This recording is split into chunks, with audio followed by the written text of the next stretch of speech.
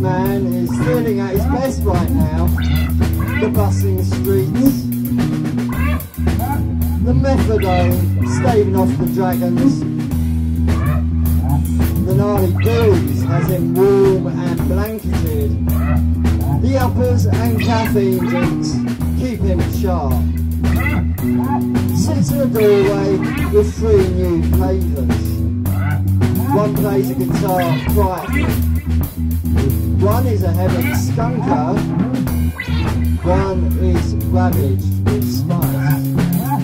But all happy and animated, having been conversing for some time now. 2 blanketed dogs lie beside them, fed and chipper, as the city's bustle casts an infectious cheer on them all. As their cravings are fixed, they are not begging now.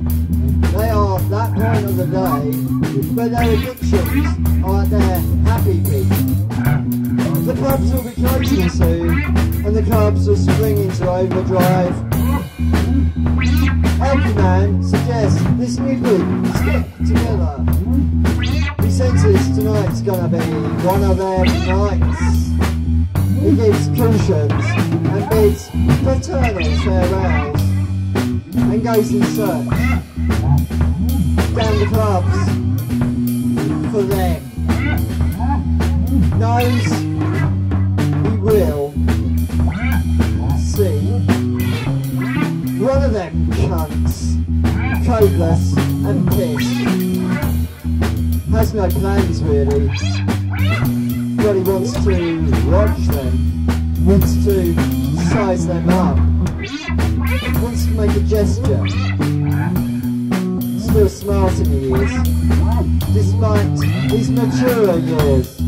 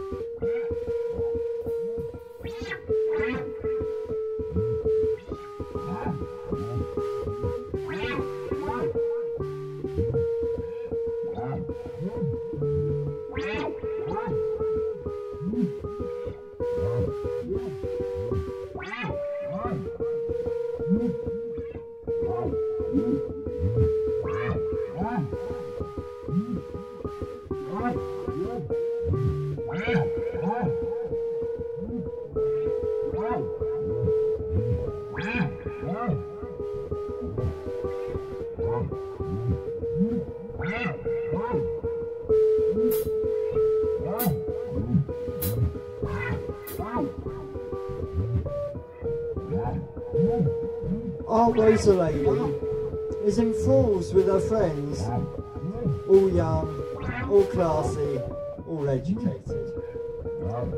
She, being the oldest by a year or 2, drink their classy wines, gin and tonics, pricey cocktails, in a place that is reserved for the affluent students, professionals, and the postgraduates in mind. dearer but better, flanked by bouncers. Flanked also by the prices. The prices are reflected by the place itself. And they, as they laugh, flirt, speak and engage with other professionals, see that time flies. They stay for the music event, 2 DJs, upstairs. They let their hair down here. Dance some, while the other weekenders cruise through the city centre as it crackles with frisson and energy, fraught with a violence or potential of. No, they stay here, safe, a haven, and pissed as people could possibly get. They eventually go into town for a taxi. She with her housemates, after their other associates, disembark through other means. Walk brisk through the throngs and revellers of the city centre to catch a cab from the allocated points. Cabs don't come to call at this conjecture. They feel a sense of adventure. They too can club it. But tonight, there is something afoot. The waiter girl hits a revelatory moment as they queue amongst the mass of human noise and realises she really wants a drink when they get back home. Realises she has spent 70 quid instead of 40. Realises she'll spend 100 by the end of the night. Realises her housemates are going to have a nightcap with her. Realises they are going to spend even more ordering pizzas. Realises they are going to listen to music that will have them dancing, crying, making more pledges of their sisterly togetherness and commitments to keep as a group and eventually to bed. Pissed, bloated, sleepwalking, bedraggled, vomiting,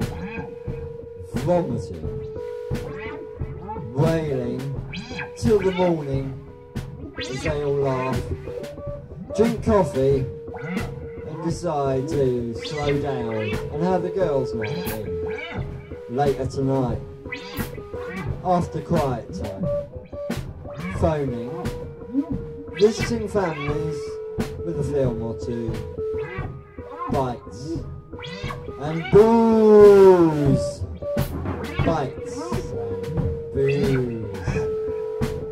And as she has the brief train of thought pass through her mind, she knows. On weekdays, they will sup wine slowly on soft couches and sofas, seemingly of absolute innocence, as normal as drinking tea. Knows there is a brief hike in consumption on birthdays, special celebratory news, a mid-week theme, all save for a Sunday night when all in the house is catching up on shut-eye and getting the laundry done, all having quiet personal time before they return to the prison of their workstations. And a blackened element in the pit of her veritable belly seeps through her good soul, of which no malice has ever emitted from her towards another being. Realises now that she is almost becoming a fucking alcoholic. She waits with her friends to the cab, makes the internal decision that this is it. She has to move, with a friend or on her own, but move she will. Fun's over. No more of this, she thinks. Tonight will be the last blowout. And as she feels these emotions, she sees the alpha male come out of the club with his carousing and whoring mates adjacent to the taxi rank, the guy from work. She sees also, with a sobering realisation, the alky guy is outside too, standing nearby, not begging, just watching the lads roll out, half walking, half dancing, and stands closer to her sisters, snucking behind them a tad, knowing this is all linked somehow.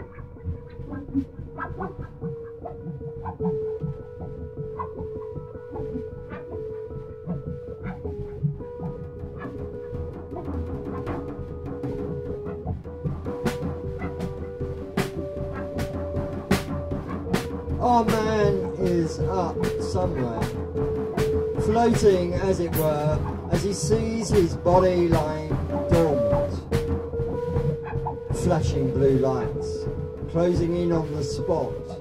He didn't see the alky chap goad and clip a couple of good punches to his mate's head, like a seasoned deaf merchant ex-squaddy.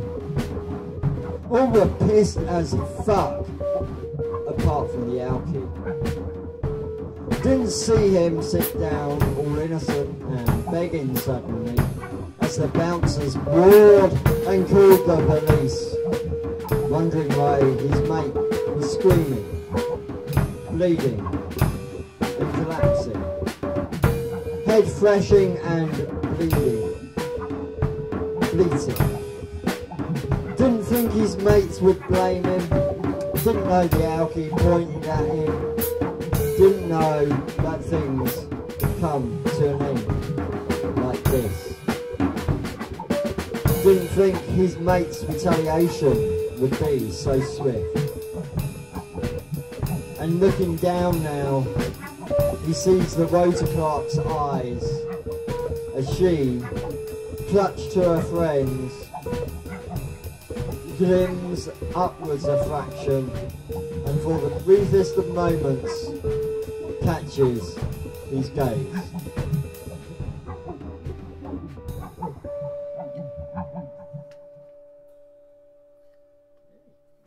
We got it all down in rough full.